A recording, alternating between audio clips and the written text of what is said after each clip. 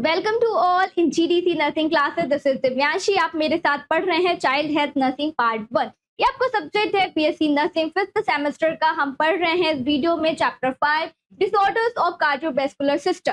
इसे previous video में हम कवर कर चुके हैं ए साइनेटिक हार्ट डिफेक्ट के बारे में। आज इस वीडियो में हम कवर कर रहे हैं साइनेटिक हार्ट डिफेक्ट के बारे में। साइनेटिक हार्ट डिफेक्ट होता क्या है? मेनली जो ब्लड सर्कुलेशन होता है उसमें ऑक्सीजन प्रेजेंट नहीं होती, जिस वजह से बॉडी में cyanosis discoloration of the skin देखने को मिलता है। तो साइनोटिक हार्ट डिफेक्ट आपके डिवाइडेड है टू पार्ट्स में, decrease pulmonary blood flow and the mixed blood flow. Pulmonary जो ब्लड फ्लो है वो डिक्रीज अमाउंट में फ्लो कर रहा है, अगर और यहाँ पे मिक्स्ड ब्लड फ्लो का मतलब होता है deoxygenated and the oxygenated blood एक साथ मिलके फ्लो कर रहे हैं। तो डिक्रीज्ड पल्मोनरी ब्लड फ्लो में आपके कंडीशन आते हैं tetralogy of Fallot and the tricuspid atresia. Tetralogy of Fallot में क्या होता है? ये 4 डिफेक्ट को कॉज करता है। 4 मेजर डिफेक्ट इसमें इन्वॉल्व होते हैं। पहला होता है आयोटा ओवरराइडिंग होगा। Second one is pulmonary stenosis. Pulmonary wall जो होता है वो डेवलप नहीं होता सही तरीके से। राइट वेंट्रिकल में हाइपरट्रॉफी देखने को मिलती है, वहां का मास बहुत ही ज्यादा थिकन होता है मसल्स का, जिसकी वजह से हार्ट प्रॉपर अमाउंट में फंक्शन नहीं कर पाता, पंप नहीं कर पाता। इसी के साथ साथ दोनों वेंट्रिकल के बीच में जो सेप्टम होता है, दोनों वेंट्रिकल के बीच में जो बॉल दोनों वेंट्रिकल को सेपरेट कर रही होती है, उस बॉल में होल प्रेजेंट होता है। तो टेट्रोलॉजी ऑफ फैलोट ये 4 मेजर डिफेक्ट को इंक्लूड करता है। And the second one is tricuspid atresia. जो ट्राइकस्पिड बॉल होता है right ventricle and the right atrium के बीच में, उस बॉल में क्या होता है? एट्रेशिया, यानी कि वो बॉल पूरी तरीके से डेवलप ही नहीं हुआ होता है, जिस वजह से ब्लड का सर्कुलेशन आगे फर्दर फ्लो नहीं कर पाता। तो ट्राइकस्पिड एट्रेशिया को आज हम इस वीडियो में कवर कर रहे हैं। टेट्रोलॉजी ऑफ फैलोट हमने डिटेल में इससे पहले पार्ट 4 में कवर करा है। अगर आपने वो वीडियो हमारा नहीं देखा तो पहले के हमारे वीडियोस को जरूर देखिए, जिससे ये वाला वीडियो आपको इजीली समझ में आ जाए। तो मिक्स्ड ब्लड फ्लो का मतलब है deoxygenated and the oxygenated blood मिलके एक साथ फ्लो कर रहे होते हैं। इसमें पहला आपका कंडीशन इंक्लूड होता है transposition of the great artery. जो आयोटा है, ग्रेट आर्टरी है, इसका कनेक्शन किसके साथ प्रेजेंट होना चाहिए? नॉर्मली इसका कनेक्शन लेफ्ट वेंट्रिकल के साथ में होना चाहिए, बट इस कंडीशन में क्या होता है? आयोटा राइट वेंट्रिकल से कनेक्ट होता है एंड द पल्मोनरी आर्टरी का कनेक्शन आपके राइट वेंट्रिकल से होना चाहिए। तो ये कैसे फ्लो करता है? पल्मोनरी आर्टरी का कनेक्शन आपके लेफ्ट वेंट्रिकल से होता है, तो डिसलोकेशन ऑफ द आर्टरी देखने को मिलता है। Second one is trunks आर्टरियोसिस। इसमें भी deoxygenated and the oxygenated blood एक साथ मिलकर फ्लो करते हैं। And the hypoplastic left heart syndrome. Hypoplastic left heart syndrome में क्या होता है? जो लेफ्ट साइड होता है हार्ट का वो डेवलप नहीं होता प्रॉपर तरीके से। जो left atrium and the left ventricle properly by birth जो भी स्ट्रक्चर है, सेकंड दो चैम्बर है लेफ्ट साइड के, वो प्रॉपर अमाउंट में डेवलप ही नहीं हुए होते हैं। तो आगे के लेक्चर में हम देख रहे हैं disorder of decrease pulmonary blood flow. Pulmonary blood flow decrease होने की वजह से कौन सा डिसऑर्डर हो रहा है? ट्राइकस्पिड एट्रेशिया। इसका पहले का जो डिसऑर्डर है टेट्रोलॉजी ऑफ फैलोट, ये हम प्रीवियस वीडियो में डिस्कस कर चुके हैं। मेनली इस वीडियो में हम डिस्कस कर रहे हैं ट्राइकस्पिड एट्रेशिया। ट्राइकस्पिड जो बॉल प्रेजेंट होता है right atrium and the right ventricle के बीच में, ये पूरी तरीके से कैसा होता है? अनडेवलप्ड होता है, डेवलप्ड नहीं हुआ होता है। तो tricuspid atresia, in tricuspid atresia the tricuspid valve fails to develop, fail हो जाता है। एनाटॉमिकली इसका स्ट्रक्चर जो होता है फॉर्म नहीं होता, एंड जब स्ट्रक्चर ही फॉर्म नहीं हुआ तो वो फंक्शन भी नहीं कर पाएगा।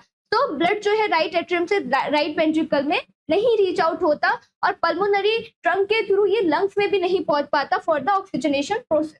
And no communication between the right atrium and the left ventricle. दोनों ही चैम्बर्स के बीच में right atrium and the right ventricle, दोनों ही चैम्बर्स के बीच में कोई भी कम्युनिकेशन प्रेजेंट नहीं है, क्योंकि जो बॉल है इनके बीच में जो कम्युनिकेशन को क्रिएट करता है, पॉसिबल करता है, आगे फर्दर जो ब्लड को फ्लो करने में हेल्प करता है, ट्राइकस्पिड बॉल वो क्या है? अनडेवलप्ड है, पूरी तरीके से फॉर्म नहीं है।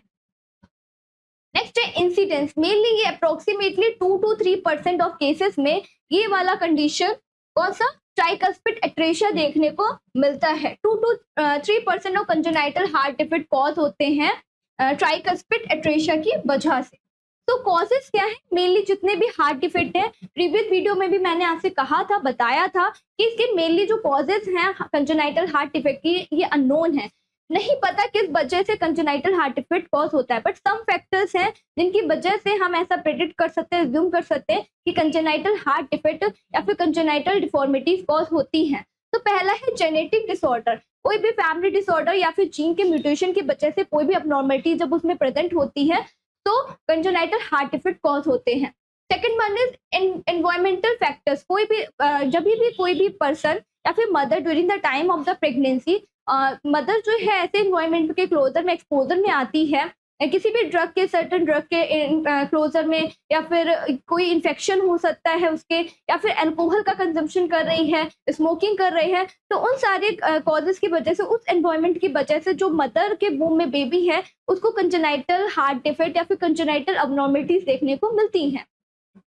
पैटर्नल डायबिटीज में क्या होता है, इंसुलिन इंडिपेंडेंट, जब भी mother during the time of the pregnancy, conception के टाइम पे मदर को डायबिटिक कॉज होता है, मदर की बॉडी में इंसुलिन प्रॉपर अमाउंट में प्रोड्यूस नहीं हो रहा और इंसुलिन थेरेपीज मदर ले रहे हैं, डायबिटिक टाइप 1 उनको है, तो वो भी क्या करता है, लीड करता है कंजेनाइटल हार्ट डिफेक्ट को या फिर कंजेनाइटल अबनॉर्मलिटीज अराइज होते हैं। Next one is maternal age, अगर मदर का एज 35 ईयर है या फिर 40 ईयर के मदर है और उस टाइम पे उन्होंने 35 ईयर है मदर का और 40 ईयर की एज में मदर ने प्रेगनेंसी को कंसीव करा है, तो भी चांसेस होते हैं बहुत ही ज्यादा कंजेनाइटल हार्ट डिफेक्ट होने के या फिर कंजेनाइटल अबनॉर्मलिटीज होने के। Next one is poor prenatal care, conception से पहले अगर मदर के बॉडी में इम्यूनाइजेशन नहीं करवाया गया है, वायरल इन्फेक्शन है, रुबेला जैसी कंडीशन मदर की बॉडी में है, तो दैट ये भी लीड करता है कंजेनाइटल हार्ट डिफेक्ट को या फिर congenital abnormalities poor prenatal care की वजह से भी अराइज होती हैं। इसी के साथ साथ क्रोमोसोमल अबनॉर्मलिटीज भी होते हैं जो कंजेनाइटल हार्ट डिफेक्ट को कॉज करते हैं, ट्राइसोमी 13, ट्राइसोमी 18 या फिर 31, डाउन सिंड्रोम जैसे केसेस में भी ये देखा जाता है। क्लिनिकल मैनिफेस्टेशन, ऐसे कौन कौन से साइन और सिम्टम्स होंगे जो पेशेंट की बॉडी में दिखेंगे जिनके अंदर ट्राइकस्पिड एट्रेशिया होगा। तो साइनोसिस प्रेजेंट होगा क्योंकि राइट एट्रियम से राइट वेंट्रिकल में ब्लड फ्लो नहीं कर रहा और ऑक्सीजनेशन के प्रोसेस के लिए ब्लड लंग्स में नहीं जा रहा है, जिस वजह से साइनोसिस होगा। डिस्कलरेशन बॉडी में, स्किन में देखने को मिलता है। टैकीपीनिया, डिक्रीज ब्रीथिंग, पेशेंट जो होगा ब्रीथ उसका बहुत ही ज्यादा स्लो होगा। ट्रैकीकार्डिया, पल्स रेट बहुत ही ज्यादा 100 बीट्स पर मिनट से बहुत ही ज्यादा इंक्रीज अमाउंट में पल्स रेट होगा। फेलियर टू थ्राइव, पेशेंट का जो भी ग्रोथ एंड डेवलपमेंट का प्रोसेस है ये डिक्रीज हो जाएगा, प्रॉपर अमाउंट में उसका ग्रोथ एंड डेवलपमेंट नहीं हो रहा होगा। Exercise intolerance, during the time of the physical activity patient क्या होगा, बहुत जल्दी जल्दी थक जाएगा, कोई भी स्ट्रेस वाला सिचुएशन वो टॉलरेट नहीं कर सकते, इसकी वजह से पेशेंट के अंदर बहुत सारे कॉम्प्लिकेशन देखने को मिलते हैं। पेशेंट का रेस्पिरेटरी डिस्ट्रेस भी हो सकता है और पेशेंट शॉक में भी जा सकता है। नेक्स्ट हम देखेंगे how to diagnose tricuspid atresia. So for the diagnosis of the tricuspid atresia हमको क्या करना है, कार्डियक एग्जामिनेशन के थ्रू कार्डियक जितना भी हार्ट का स्ट्रक्चर है, इंटरनल फंक्शनल है, उसको फाइंड आउट करने के लिए कार्डियक एग्जामिनेशन करते हैं, इलेक्ट्रिक कार्डियोग्राफी करते हैं, सो दैट हम जितना भी इलेक्ट्रिक एक्टिविटी है हार्ट की उसको मॉनिटर कर पाएंगे। इको परफॉर्म करते हैं, साउंड वेव का यूज करते हुए हार्ट के फंक्शन को फाइंड आउट करते हैं। चेस्ट रेडियोग्राफी, एक्सरे की हेल्प से हम लंग्स में जो भी स्ट्रक्चर है, रिब केज है और अंदर जो भी इंफेक्शन कॉज हुआ है उसको फाइंड आउट करने के लिए एक्सरे करते हैं। नेक्स्ट हम देखेंगे treatment. For the treatment of tricuspid atresia, ऐसा कौन सा मैनेजमेंट है जिसको फॉलो करते हैं हम उसको ट्रीट करें। अब कंजेनाइटल अबनॉर्मलिटीज है, स्ट्रक्चर प्रॉपर तरीके से कंप्लीटली ट्राइकस्पिड वॉल्व फॉर्म ही नहीं हुआ है, तो शॉर्ट टाइम मैनेजमेंट के लिए हम ऑक्सीजन थेरेपी पेशेंट को मेनली प्रोवाइड करते हैं, जो कि बहुत ही इंपॉर्टेंट है क्योंकि पेशेंट की पूरी बॉडी में साइनोसिस से ऑक्सीजन का सप्लाई नहीं पहुंच रहा। And the medication such as the prostaglandin की क्या करता है, जो भी ब्लड का फ्लो है प्रॉपर अमाउंट में हार्ट का एक्टिविटी करने में मदद करता है, जैसे ब्लड जो है हार्ट के थ्रू आगे सर्कुलेट हो पाए। तो ये शॉर्ट टाइम मैनेजमेंट होता है, कंप्लीटली इसको सर्जिकल इंटरवेंशन के ही थ्रू हम पूरी तरीके से क्योर कर सकते हैं। तो पैलेटिव सर्जरीज करते हैं, ब्लॉक क्लॉजिंग शंट, बीटी शंट का यूज करते हैं। बीटी शंट में क्या करते हैं, आयोटा से जो लेफ्ट सबक्लेवियन आर्टरी होती है उसको पल्मोनरी आर्टरी से, लार्जेस्ट पल्मोनरी आर्टरी से कनेक्ट करके एक पाथ वे, एक वे बनाया जाता है जिसके थ्रू ब्लड कहाँ पहुंचे, आपके पल्मोनरी आर्टरी से होता हुआ लंग्स में ऑक्सीजनेशन की प्रोसेस के लिए पहुंचे। ये बहुत ही लॉन्ग पीरियड टाइम के लिए सुटेबल, इतनी ज्यादा सर्जरी नहीं है, शॉर्ट टाइम पीरियड के लिए ही इस सर्जरी को किया जाता है। A surgical procedure that create a connection between the subclavian artery, left subclavian artery and the pulmonary artery. Pulmonary artery के बीच में एंड द सबक्लेवियन आर्टरी के बीच में एक कनेक्शन को मेड करते हैं। दिस शंट, इस शंट की हेल्प से क्या होता है, जो ब्लड फ्लो है वो इंक्रीज हो जाएगा लंग्स में एंड द इम्प्रूविंग ऑक्सीजनेशन, जो भी ऑक्सीजनेशन का प्रोसेस है वो अच्छे से हो सकता है। Typically used as a temporary measure until definite repair can be performed. जब तक डेफिनेट केयर हम सर्जरी नहीं कर रहे हैं, डेफिनेट इंटरवेंशन नहीं परफॉर्म कर रहे हैं, शॉर्ट टाइम मेजर के लिए ये वाली सर्जरी को परफॉर्म किया जाता है। सेकेंड वन है ग्लैनस शंट। इस शंट का यूज करते हैं, ये सेकेंड सर्जरी होता है। A second operation often performed at about 4 to 12 month of the age. जब भी बेबी की पेशेंट की एज 4 to 12 मंथ का होता है, उस टाइम ड्यूरेशन में हम इस सर्जरी को ग्लैनस शंट सर्जरी परफॉर्म करते हैं।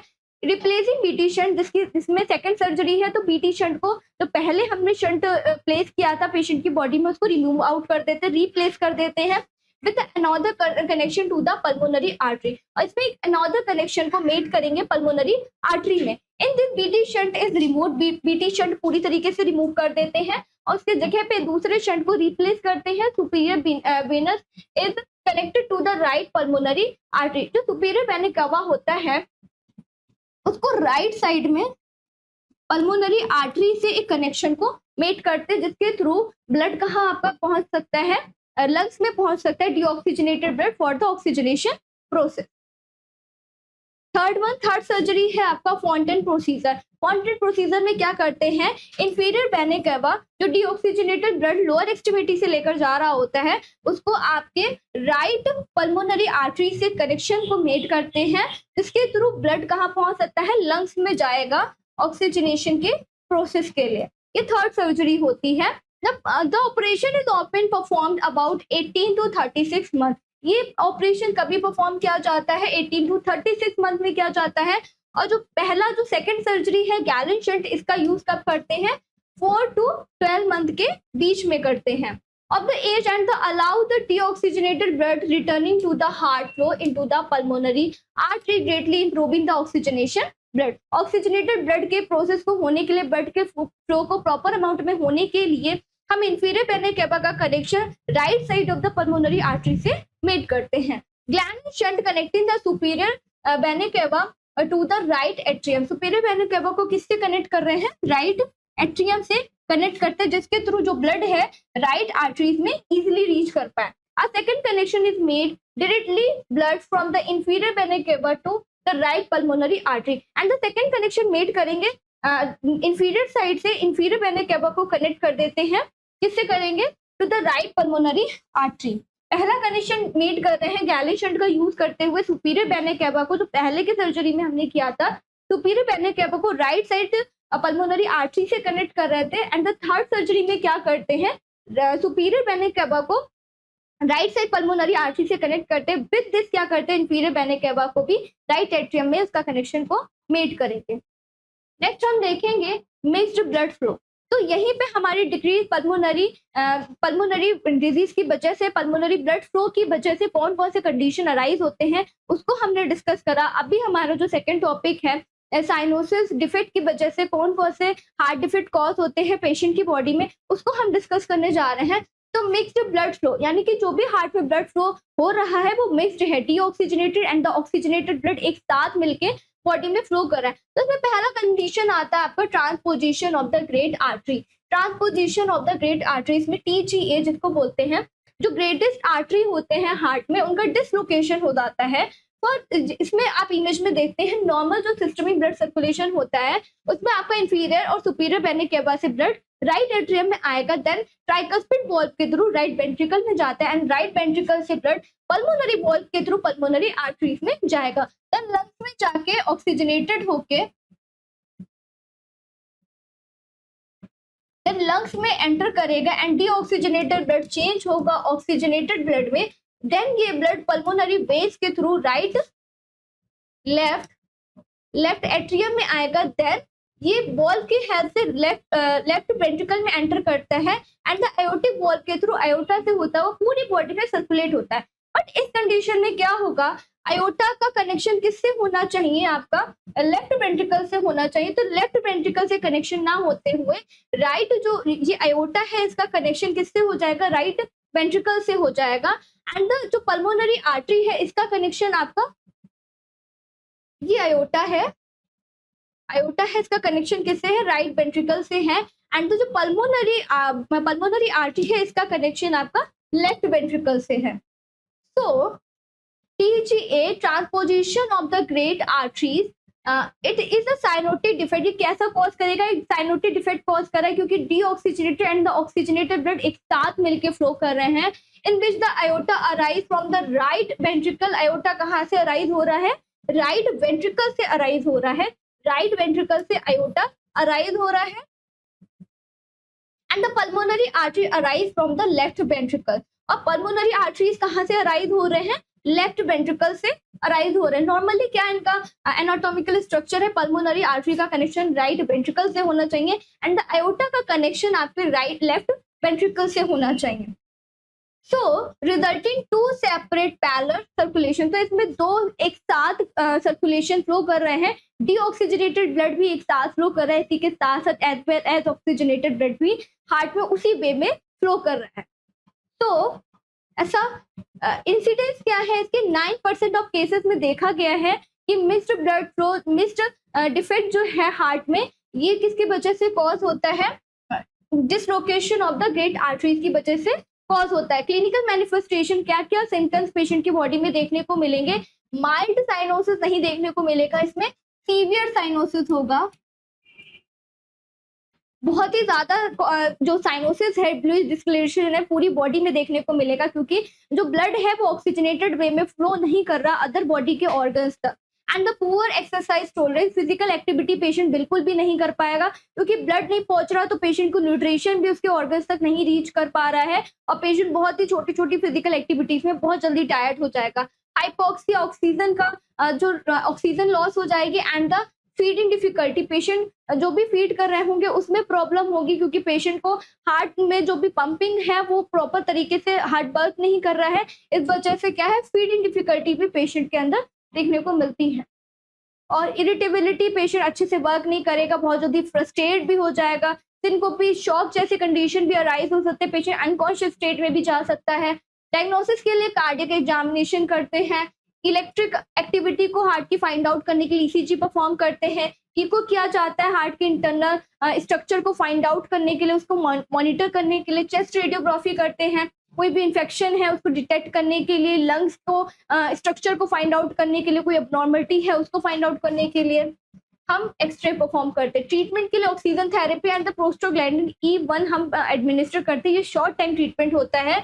और परमानेंट ट्रीटमेंट के लिए हमको क्या करना होता है, एट्रियल स्विच ऑपरेशन करते हैं। नॉर्मली क्या होता है इस कंडीशन में कि जो राइट आपका वेंट्रिकल है इसको पल्मोनरी आर्टरी से कनेक्ट होना चाहिए, बट इस केस में क्या होता है इसका आर्टरी का डिसलोकेशन हो जाता है। सो दैट हम सर्जरी का, कौन सी सर्जरी का यूज करते हुए, एट्रियल स्विच ऑपरेशन का यूज करते हुए हम इनके वे को एक सही लोकेशन में प्लेस करते हैं। मीन जो आयोटा है उसका कनेक्शन हम लेफ्ट वेंट्रिकल से मेड करेंगे for by the using of the surgical intervention and जो राइट वेंट्रिकल है उसे पल्मोनरी आर्टरी के कनेक्शन को मेड अप करते हैं। तो a surgical procedure used to treat certain congenital heart defect, ये surgical procedure congenital heart defect को क्योर करने के लिए, ट्रीट करने के लिए किया जाता है, such as the transposition of the great artery. जो ट्रांसपोजिशन है, डिसलोकेशन है ग्रेट आर्टरीज को, उनको ट्रीट करने के लिए हम इस एट्रियल स्विच ऑपरेशन को परफॉर्म करते हैं and perform to the redirect blood flow between the atria upper chamber of the heart. इसकी वजह से क्या होगा, प्रॉपर जो भी ब्लड फ्लो है ओवरलोडिंग नहीं होगी अपर चैम्बर में हार्ट के, और ब्लड जो है आसानी से आगे की तरफ ऑक्सीजनेशन के प्रोसेस के लिए पल्मोनरी आर्टरी से होता हुआ लंग्स में एंटर भी कर सकता है। इन्वॉल्व क्रिएटिंग अ टनल, एक वे को क्रिएट करते हैं, री रूट बनाते हैं ब्लड फ्लो के लिए, allowing to oxygenated blood to reach body and the deoxygenated blood to reach to the lung. Oxygenated blood proper amount में, adequate amount में, ऑक्सीजन रिच जो ब्लड है वो बॉडी के अदर ऑर्गन तक रीच कर पाए, and the deoxygenated blood for the oxygenation की प्रोसेस के लिए लंग्स में रीच कर पाए. तो this all about the transposition of the great arteries. इस पूरी कंडीशन में हमने देखा कि कंजेनाइटल हार्ट डिफेक्ट कौन कौन से होते, किस वजह से ये कॉज होता है, इनमें क्या क्या साइन और सिम्टम्स देखने को मिलते हैं, और इनके क्योर के लिए हम कौन कौन से मेडिकल इंटरवेंशन का यूज कर सकते हैं, कौन सी सर्जरीज होती है जिनका यूज करते हुए कंजेनाइटल हार्ट डिफेक्ट को हम क्योर करेंगे. तो आज के लिए इतना ही. इसी के साथ हमने कंजेनाइटल हार्ट डिफेक्ट की जितने भी कंडीशन थे उनको डील करा है. उन डिसऑर्डर्स के बारे में मैंने आपको डिटेल में पढ़ाया. अगर आपको ये हमारी वीडियो पसंद आती है तो प्लीज लाइक करिएगा, और अगर आपने हमारे चैनल को सब्सक्राइब नहीं करा है तो प्लीज उसको सब्सक्राइब करिएगा. और आगे की वीडियो में हम मिलते हैं एक नए डिसऑर्डर के साथ में, एक नया सिस्टम के डिसऑर्डर के साथ में. तब तक के लिए आप हमारे साथ में बने रहिए. Thank you.